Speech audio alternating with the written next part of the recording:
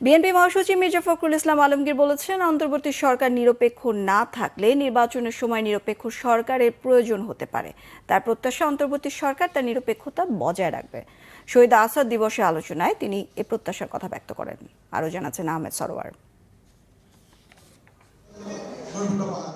৫৬তম শহীদ আসাদ দিবস উপলক্ষে বৃহস্পতিবার জাতীয় প্রেস ক্লাবে আলোচনা সভা করে শহীদ আসাদ পরিষদ। এতে বিএনপি মহাসচিব মির্জা ফখরুল ইসলাম আলমগীর বলেন, শহীদ আসাদ ইতিহাসের অংশ। বিএনপি মহাসচিব বলেন, ফ্যাসিস্টের বিরুদ্ধে বিজয় এসেছে, স্বপ্ন পূরণ করতে হবে শহীদদের। নির্বাচন যেটা থেকে আমরা প্রায় ১৫ বছর বঞ্চিত, এই নির্বাচনের মাধ্যমে আমাদের জনগণ তারা তাদের প্রতিনিধিকে নির্বাচিত করবার একটা সুযোগ পাবেন।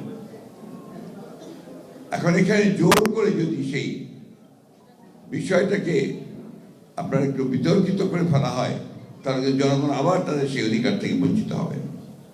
এবং আমাদের যে অভিজ্ঞতা, সেই অভিজ্ঞতা আমরা দেখেছি যে এই ধরনের নির্বাচন যদি দ্রুত না হয়, সময় ক্ষেপণ করা হয়, তাহলে সেখানে অন্যান্য শক্তিগুলো মাথা চাড়া দিয়ে উঠতে থাকে এবং তখন জনগণের যে চাহিদা, সেই চাহিদা থেকে তারা পুরোপুরিভাবেই বঞ্চিত হয়। এই সময় আগামী নির্বাচন নিয়েও কথা বলেন বিএনপি মহাসচিব। অন্তর্বর্তীকালীন সরকার যদি নিরপেক্ষ না থাকে, তাহলে একটা নিরপেক্ষ সরকার দরকার হবে নির্বাচনের সময়। আমি কথাটা বলেছি, কারণ আছে। কারণ যে আমরা দেখছি যে বেশ কিছু বিষয়ে অন্তর্বর্তীকালীন সরকার নিরপেক্ষতা পালন করতে পারছেন না। আমি তাই অনুরোধ করব, আমি প্রত্যাশা করব যে আমরা আশা করি যে অন্তর্বর্তীকালীন সরকার তারা সেই নিরপেক্ষতা পালন করবেন এবং দেশে যে সংকট আছে, সেই সংকট থেকে দেশকে মুক্ত করবার জন্য তারা কাজ করবেন। আলোচনায় বক্তারা জানান, ৫৩ বছর পর তারা শহীদ আসাদকে খুঁজে পেয়েছেন আবু সাইদ মুগ্ধের মাঝে। আজকে বাংলাদেশের সমস্ত মানুষের সচেতন হওয়া দরকার।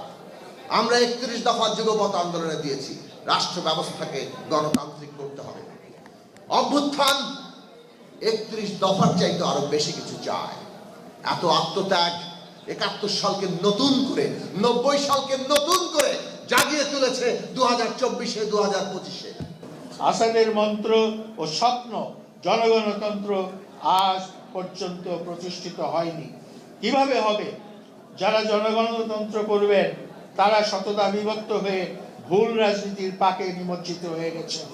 বৈরী আন্তর্জাতিক পরিবেশে জনগণতন্ত্রের মন্ত্র বাস্তবায়ন দুরূহ হয়ে গেছে। তবুও ঐক্য করতে হবে, জনগণতন্ত্রের সংগ্রামকে জয়যুক্ত করতে হবে। ২৪-এর শহীদদের আত্মত্যাগ যেন বৃথা না যায়, সেজন্য সবাইকে ঐক্যবদ্ধ থাকার আহ্বান জানান তারা। আহমেদ সরোয়ার, বাংলা ভিশন, ঢাকা।